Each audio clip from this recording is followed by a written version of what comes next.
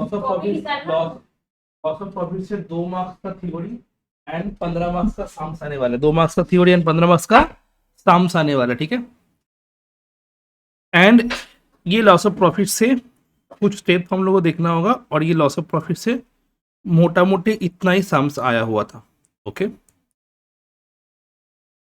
यही सारे ईयर आया हुआ था, इसके बाहर कोई भी ईयर अभी तक नहीं आया है। हाँ, हालांकि 2025 वाला सम आया था, ठीक है, बट अभी भी कोई भी सम नहीं आया है।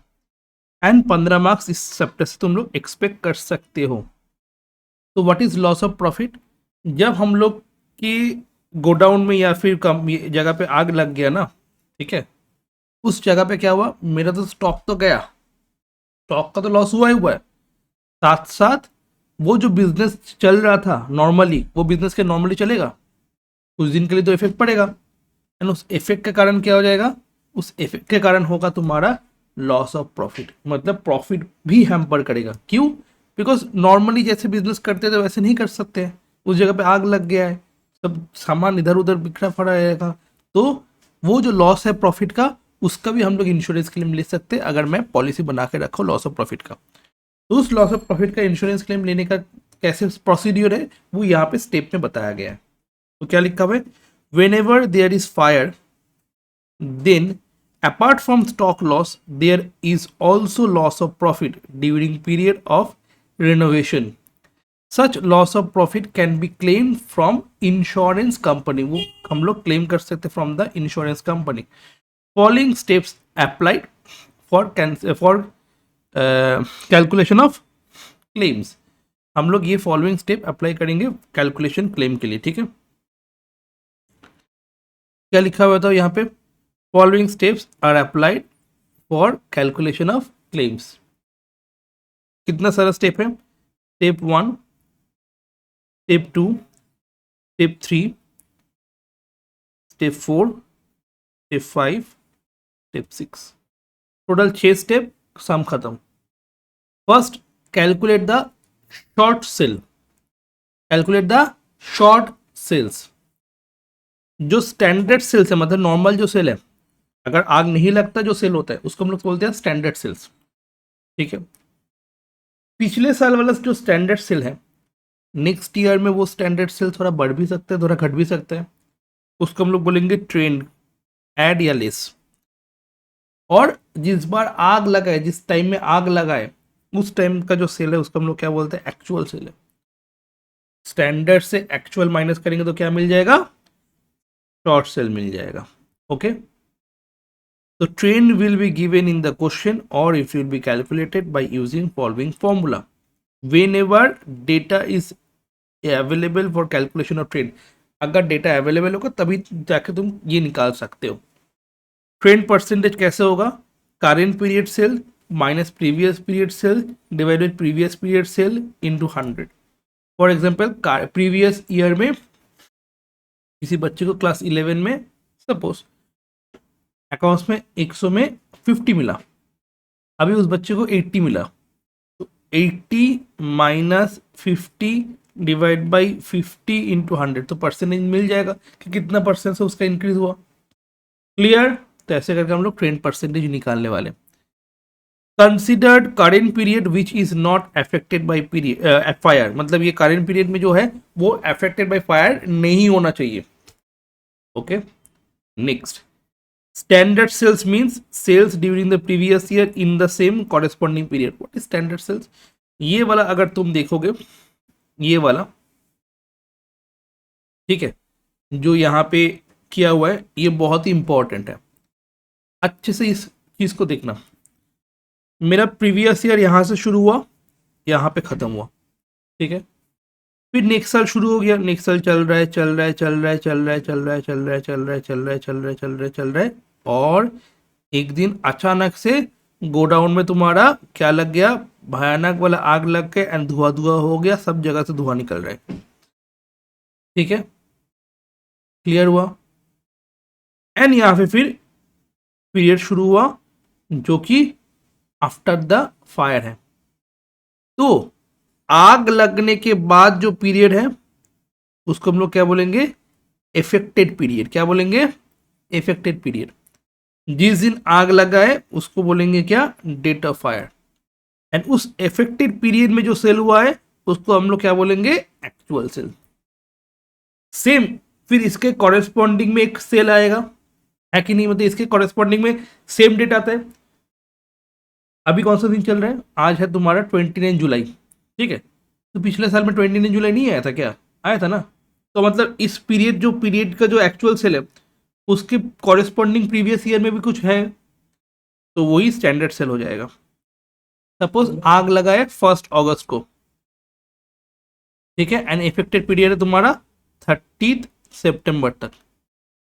अभी कौन सा साल चल रहा है, 26, ठीक है, 26 चल रहा है। तो यहाँ पे भी जो होगा वहाँ पे 85 एंड 39 होगा, और ये वाला पार्ट कौन सा होगा, 25। तो 25 में जो सेल हुआ था उसके साथ हम लोग ये वाला सेल कंपेयर करेंगे। क्लियर, समझ में आया। एंड जो नॉट अफेक्टेड पीरियड है, मतलब ये वाला नॉट अफेक्टेड पीरियड था, यहाँ पे भी कुछ नॉट अफेक्टेड पीरियड था, ये यूज होता है फॉर द ट्रेंड। क्लियर, मतलब जिस दिन आग लगाए वो वाला दिन इंपॉर्टेंट है, और कितना दिन अफेक्टेड पीरियड है वो इंपॉर्टेंट है। उसके कॉरेस्पॉन्डिंग ईयर पिछले साल में जो होगा उसको हम लोग स्टैंडर्ड सेल बोलने वाले हैं, ठीक है। क्लियर, जिस दिन आग लगाए उस दिन से लेके प्रीवियस प्रीवियस 12 मंथ्स का, उसको हम लोग बोलते हैं 80 एनुअल टर्नओवर, बताते हैं करके, ठीक है। तो पहला स्टेप में हम लोग क्या निकालेंगे, शॉर्ट सेल निकालेंगे। चलो नेक्स्ट स्टेप हम लोग क्या करेंगे, GP ratio. Sir GP ratio तो मेरे को फॉर्मूला पता है, वो जीपी रेशियो ये जीपी रेशियो डिफरेंट है बेटा। यहाँ पे जीपी रेशियो का फॉर्मूला क्या हो जाएगा, इंश्योरेंस रूल के हिसाब से हम लोग फॉर्मूला देखेंगे। उसका फॉर्मूला है net profit of the last year and sale of the previous year. Last year या प्रीवियस ईयर सेम ही है, net profit of the previous year, sale of the previous year, ठीक है, प्लस इंश्योर्ड स्टैंडिंग चार्जेस। जो charges insure किया हुआ है उसको हम लोग क्या बोलते हैं, insured standing charges multiplied by 100। तो net profit last year, sale last year, plus insured standing charges, ठीक है। देयर कैन बी इंक्रीज और decrease in GP ratio as given in the question, उसके हिसाब से हम लोग करने वाले। What is insure standing charges, fix charges जो कि इंश्योर किया हुआ है।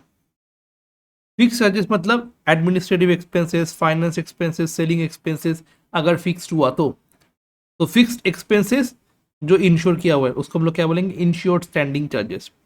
हो गया। फिर हम लोग करके स्टेप 3 में आ जाएंगे, जहाँ पे calculate the claim for expenses, मतलब जो एक्सपेंस हुआ उसका भी मैं क्लेम लूंगा। This is also called additional expenses claim, इसको हम लोग क्या बोलते हैं, एडिशनल एक्सपेंसेस क्लेम। तो पहला step short cell, second step gross profit, third step calculate the additional expenses claim, ठीक है। क्लेम में लोअर होगा इन तीनों में से कोई भी, जो एक्चुअल एडिशनल एक्सपेंस दिया रहेगा वो तो पता ही है हम लोग को। उसके बाद reduction in sale avoided into GP ratio. Reduction in sale avoided मतलब अगर वो एक्सपेंसेस नहीं करते जीपी रेशियो और गिरता, बट वो एक्सपेंस किए हैं इसीलिए जीपी रेशियो कम गिरा है। तो रिडक्शन हम लोग अवॉइड कर पाए, रिडक्शन इन सेल अवॉइड कर पाए ड्यू टू दिस एक्सपेंसेस, तो उसको हम लोग क्या बोलेंगे, एडिशन या फिर extra sale due to expenses. Additional sale और extra sale due to expenses, इसको हम लोग क्या बोलेंगे, reduction in sale avoided due to तुम्हारा ये एक्स्ट्रा एक्सपेंसेस, एडिशनल एक्सपेंस, ठीक है।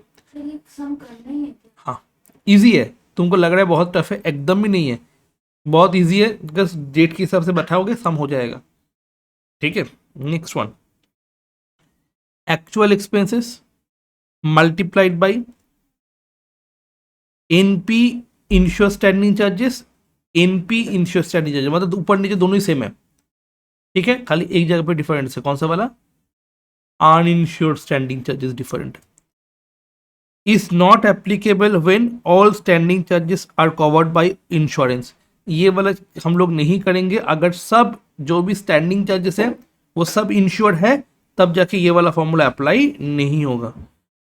ओके, अगर कोई भी अनइंश्योर्ड स्टैंडिंग चार्जेस है उस टाइम में ये फॉर्मूला अप्लाई होगा।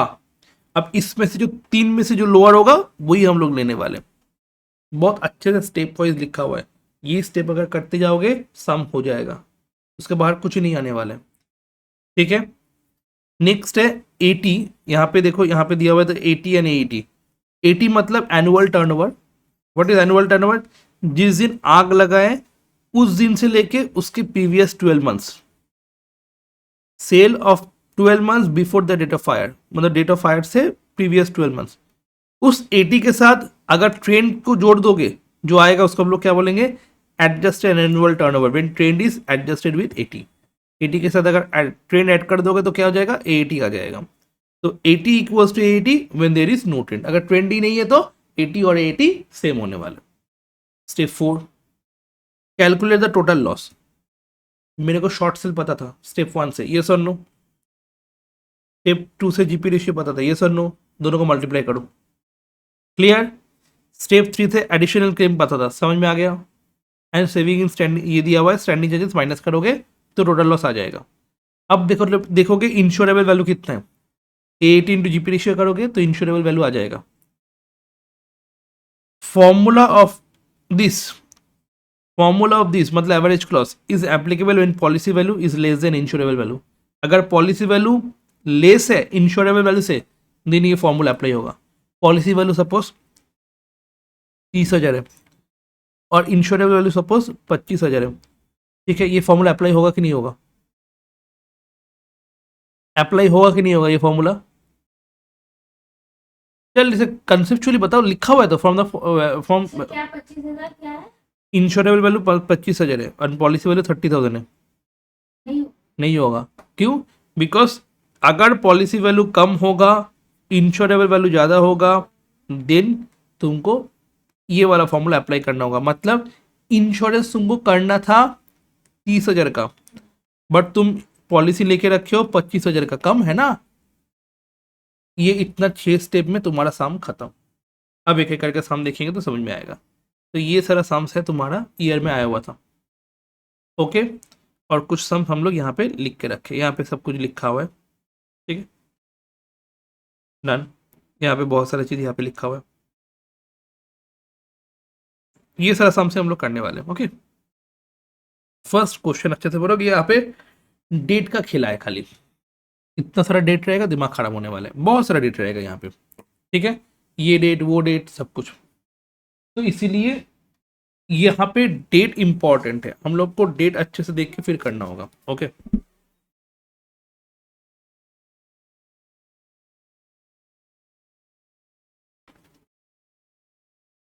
ओके, तो फर्स्ट एक एक करके डेट देखते हैं हम लोग। पहले तो देखोगे फायर लगा कब, फायर कब लगा बताओ? 30 जून 2017 को फायर लगा, ठीक है। लिखा हुआ है ना, loss of profit insurance policy. Insurance policy तुम्हारा 21 लाख है, तो ये वाला सम हम लोग कॉपी में करने वाले, ठीक है, क्योंकि पहले वाला सम नहीं करोगे तो समझ में नहीं आएगा नेक्स्ट वाला सम, ठीक है। तो पॉलिसी वैल्यू कितना है लिखते चलो, लिखते चलो। नोट्स के लिए 4 पेज, 4 पेज छोड़ दो, 1 2 3 एंड इसके लिए 4 पेज छोड़ दो, हो जाएगा। Policy value as per question कितना है? 21 लाख।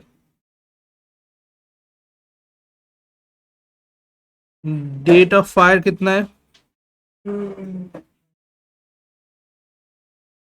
30 जून 2017। तो आग लगने वाला दिन। अब आग लगने के बाद जो पीरियड शुरू होता है उसको हम लोग कौन सा पीरियड बोलते हैं? वेरी गुड, देखियो दिमाग में चला गया। और उस दिन में जो सेल होता है उसको हम लोग क्या बोलते हैं? एक्चुअल सेल्स, ठीक है। तो देखो, तो खोजो तो कहाँ पे है वो सेल, वो पीरियड कहाँ पे है, देखो। मिलेगा मिलेगा मिलेगा।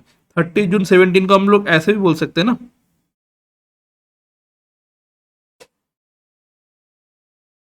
बोल सकते हैं ना। बोलो बोलो कहाँ पे है, कौन सा वाला पीरियड है? आग लगने वाला पीरियड कौन सा है? बोलो, खोजो यहाँ पे, इतना सारा डेट में कुछ ना तो कुछ होगा। ये जुलाई से 30 हाँ फर्स्ट जुलाई से 30 कौन सा तो तीन है। वही फर्स्ट 2016 से उसने सेफ साइड के 1 जुलाई के 30। 16 या 17 17 आग लग रहा है, उसके बाद ना इफेक्ट शुरू होगा। और प्रीवियस 2016 में कोई आग लगा था? मतलब वो ऑरेंज वाला यस। यार इतना हाइलाइटेड भी मेरा तो है। हाइलाइटेड उस दिन में जो सेल होता है उसको हम लोग कौन सा सेल बोलते हैं? शॉर्ट से एक्चुअल सेल बोलते हैं। अभी तक शॉर्ट सेल में आए ही नहीं बेटा। अच्छा, इसके फिर कॉरेस्पॉन्डिंग डेट कौन सा होगा?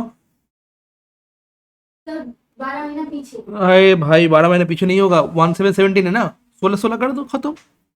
हाँ। अरे मतलब वही बात है ना। इस पीरियड में जो सेल होगा उसको हम लोग क्या कौन सा सेल बोलेंगे?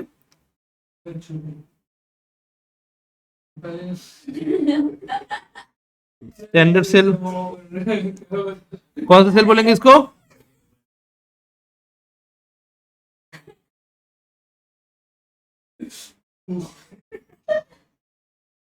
कॉरेस्पॉन्डिंग पीरियड कौन सा है? 1762। यहाँ पे कौन सा है? 1716 मतलब तो 3716 कौन सा होगा? क्या कौन सा बताओ, कौन सा बताओ, इसमें कौन सा है बताओ? 1716 से लेके 3716 तक सेल कितना है?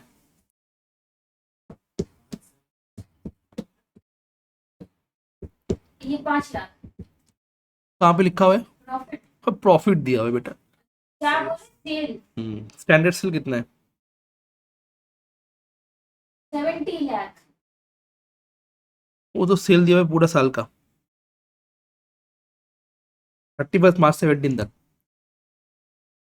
हमको कहाँ तक चाहिए 17 से 30 17 से 30 ओ सॉरी 30 सितंबर था ये, मैंने 7 कहाँ पे लिख दिया, सॉरी मेरा गलती।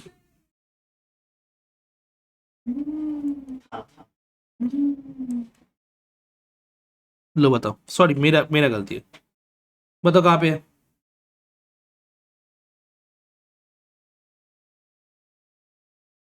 ये तो 1,20,000 120 तो हो गया, फिर ये तो इफेक्टिव। हाँ अरे सबका ना ना, सबका देखो कलर मैच किया हुआ है, ये स्टैंडिंग चार्जेस का है, सब कलर दिया हुआ है देखो। 18 लाख ठीक है, कितना है? 18 लाख देखे बेटा तुक्का हो रहा है ना, देखो समझ के बोला कि तुक्का हो रहा है 1 जुलाई 16 टू 30 सितंबर 16 दिया हुआ 18 लाख। क्या तुम लोग भी सच्ची में जस्ट डेट देख देख के बैठाना होगा तुमको खाली। कुछ समझ ही तो नहीं आ रहा है क्या समझ नहीं आया बताओ यहाँ पे? क्या डेट पहले तो पहले में पॉलिसी वैल्यू लिखा, उसके बाद कौन सा दिन आग लगा है तुम्हारे जगह पे वो लिखे, वो आग लगने के वाला दिन से लेके कितना दिन तुम्हारा एफेक्टेड पीरियड वो कर लिए। पीरियड कहाँ से तुमको लिखा नहीं रहेगा एफेक्टेड पीरियड। मेरे को आग लगा कब? 30 जून 17, हाँ तो यहाँ से एफेक्टेड पीरियड शुरू होगा 17 के बाद, तो 17 के बाद कॉमन सेंस लगाओ ना, यही वाला तो एफेक्टेड पीरियड हो सकता है, क्योंकि 1 जुलाई 17 में आग लगा था, उस दिन से शुरू हुआ तुम्हारा 30 सितंबर तक। अब इसका कॉरेस्पॉन्डिंग वाला जो पीरियड है वो क्या हो गया तुम्हारा? तो वो क्या सा हो गया तुम्हारा, बोलो? स्टैंडर्ड हो गया। तो ये हम लोग का हो गया, ये हम लोग का हो गया, जो हो गया उसको टिक मार के छोड़ दो, शांत, बाकी देखना ही नहीं। ठीक है, तो ये शॉर्ट सेल का तुम्हारा इंतजाम हो गया। ठीक है, शॉर्ट सेल का इंतजाम तुम्हारा हो गया। क्या क्या? स्टैंडर्ड एक्चुअल हो गया। ठीक है, यहाँ पे तो ट्रेंड का कोई नामो निशान नहीं है। जीपी रेशियो कैसा होगा? Net profit of the last year and sale of the last year. तो net profit of the last year कौन सा है?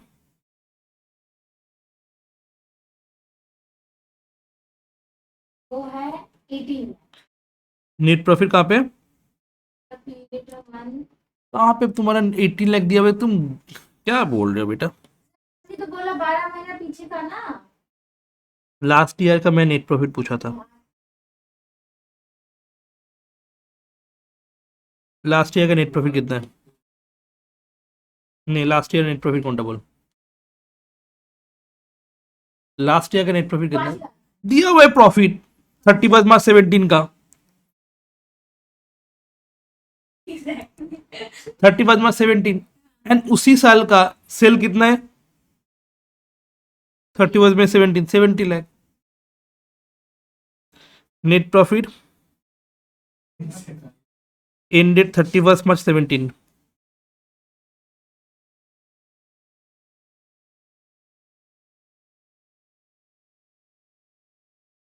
₹5 लाख। भाई कलर है ना इसीलिए समझ में ज्यादा आएगा। Next, sales of last year 31 March 17, 70 lakh. Okay, तो ये भी डन एंड ये भी डन, ठीक है। फिर दिया हुआ है फॉर द पीरियड 1 जुलाई से लेके 30 जून में 80 लाख हुआ है। अरे हम लोग का स्टेप वाइज क्या हो गया, जीपी रेशियो का इंतजाम हो गया। अब यहाँ पे एक्चुअल एडिशनल एक्सपेंस देखेंगे, देखो एडिशनल एक्सपेंस एक्चुअल कुछ एक्सपेंस हुआ कि नहीं हुआ। हाँ देखो एडिशनल एक्सपेंस दिया हुआ है, रिड्यूस टू लॉस टर्नओवर मिला है एडिशनल एक्सपेंसेस, ग्रीन कलर का है 1 लाख।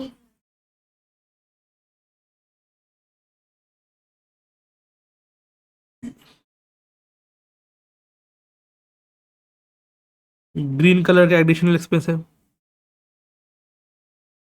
ओके। तो हो गया additional expense. Saving in standing charges कितना है 50,000, पहले लिख देना, हाँ सब कुछ ऐसे, सब कुछ ऐसे लिख के रखना, नहीं तो दिमाग खराब होने वाला है। सम करने में एकदम लास्ट में एग्जाम। बेटा तुमको लग रहा है टफ है, एक्चुअली बहुत इजी है। सेविंग इन स्टैंडिंग चार्जेस 50,000 दिया हुआ है, सब लिख रहे हैं बस एक एक करके। स्टैंडिंग चार्जेस है तुम्हारा 16 लाख,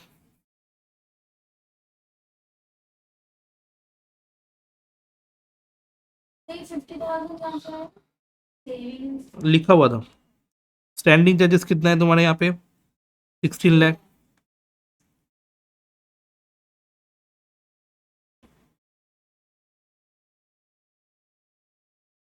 ठीक है। और ये वाला पार्ट दिया हुआ है, कौन सा वाला पार्ट, ये वाला कौन सा पार्ट है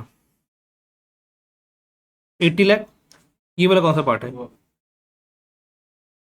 पहले से पहले। जिस दिन आग लगा है 30 जून 17 है ना, उसके पहले का जो 12 महीने है, ये 12 महीने है ना, जिस दिन आग लगा है 30 जून को, Annual उसके पहले का 12 महीना खत्म कब होगा 30 जून 17 का, 30 जून 17 का खत्म कब होगा, फर्स्ट, वही फर्स्ट तुम्हारा 7/16 होगा, है ना, जुलाई से लेके जून तक 16, तो ये हुआ तुम्हारा 80। देखो 1 जुलाई 16 से लेके 30 जून 17, 80 लाख 80।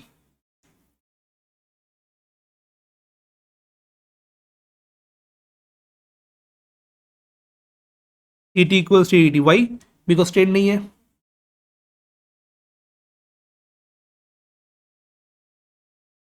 वन 7/16 टू 36/17 का जो है,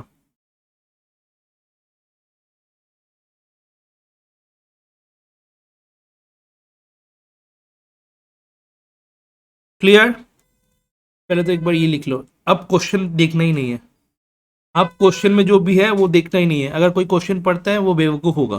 पहले ऐसे करके लिख लेना, पहले ऐसे करके लिख लेना पूरा कॉपी में लिखो, ठीक है। ये अगर लिख लेते हो, ठीक है, तो ये चीज बनाने का कोई भी जरूरत नहीं है, ठीक है। हावड़ा ब्रिज बनाने का कोई भी जरूरत नहीं है। First number 1 step 1 calculation the short sales. Standard sale कितना था, देखो देखो, बोलो बोलो, स्टैंडर्ड सेल कितना था? 18 लाख वेरी गुड, लिख दोगे स्टैंडर्ड सेल 18 लाख। लिख ले क्या? हाँ, एक उसके बाद एक्चुअल सेल कितना था? लाख बस एक्चुअल सेल्स, इससे तुमको क्या मिलेगा? बस पहला स्टेप खत्म। तो मतलब ये टफ था। ये बनाना थोड़ा क्या बनाना में तुम्हारा प्रॉब्लम है? बनाना रुके पहले ये तुम लोग स्टेप 1 करोगे, शॉर्ट सेल निकालोगे, फिर स्टेप 2 का कैलकुलेशन ऑफ जीपी रेशियो का फॉर्मूला खाली लिख के रखोगे, बाकी कुछ नहीं लिखना, बाकी मैं दिखाऊंगा उसके बाद लिखना। अच्छा, नेट प्रॉफिट कितना है? नेट प्रॉफिट कितना है? 5 लाख। चलो चलो,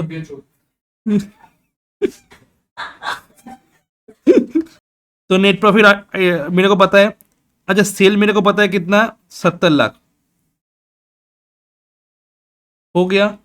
इंश्योर्ड स्टैंडिंग चार्जेस कहां पे दिया हुआ? इंश्योर्ड स्टैंडिंग चार्जेस खोजो तो। इंश्योर्ड स्टैंडिंग चार्जेस कितना दिया हुआ? थोड़ा 16 लाख वेरी गुड, ठीक है, 16 lakh.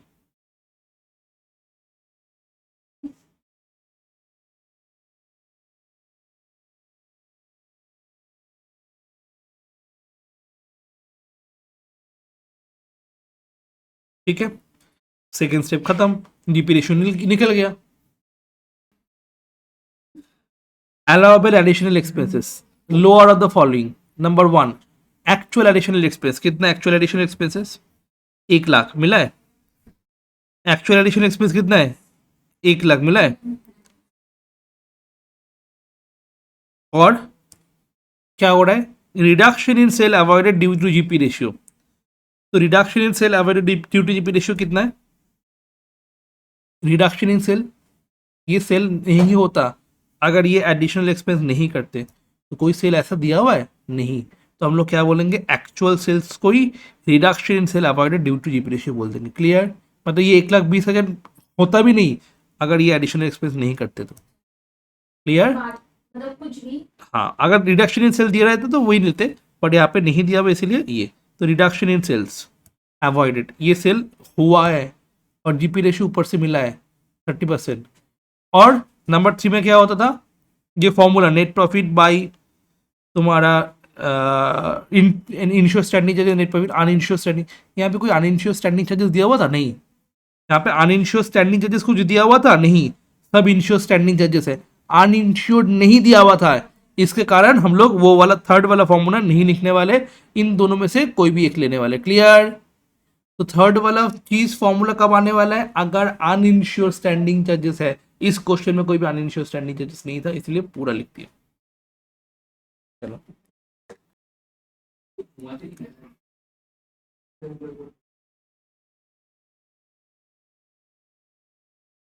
Fourth step calculation the total loss. कैसे होने वाला है? लॉस ऑफ प्रॉफिट कैलकुलेट करोगे, शॉर्ट सेल ऑलरेडी पता है, जीपी रेशियो निकालें, दोनों को मल्टीप्लाई करो, मिल जाएगा। फिर अलाउड एडिशनल एक्सपेंसेस हम लोग स्टेप 3 से निकाले, वो बैठा दो, हो गया। Saving in standing charges question में मैं यहाँ पे लिखा हुआ था, सेविंग इन स्टैंडिंग चार्जेस जो कि है 50,000, यहाँ पे लिखा हुआ था सेविंग इन स्टैंडिंग चार्जेस। ठीक है, तो वो सेविंग इन स्टैंडिंग चार्जेस हम यहाँ पे खाली लिखेंगे। ठीक है, बस खत्म, टोटल लॉस आ गया। मतलब स्टेप 1 से शॉर्ट सेल लिए, स्टेप 1 से शॉर्ट सेल लिए, स्टेप 2 से जीपी रेशियो लिए, स्टेप 3 से एलाबर एडिशन लिए, और ये दिया हुआ था टोटल लॉस मिल गया। क्या सम है सोचो, खाली ऊपर वाला किए बस, सब आराम से हो जा रहे हैं, और फॉर्मूला खाली याद रखना होगा तुमको। ठीक है, तो टोटल लॉस आ जाएगा 4,90,000। इसके बाद next step insurable value. Insurable value में क्या है? 80 कहाँ पे है?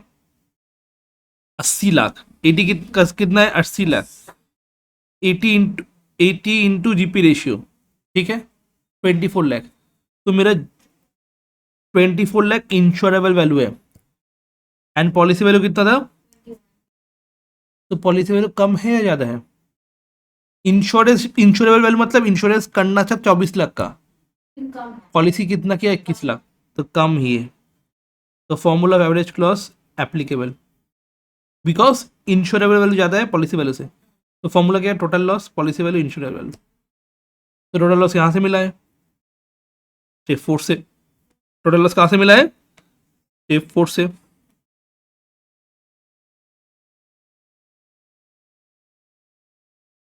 इंश्योरेबल वैल्यू कहाँ से मिला है? स्टेप 5 से। एंड 21 लाख यहाँ पे दिया हुआ है, पॉलिसी वैल्यू दिया हुआ है, सम खत्म।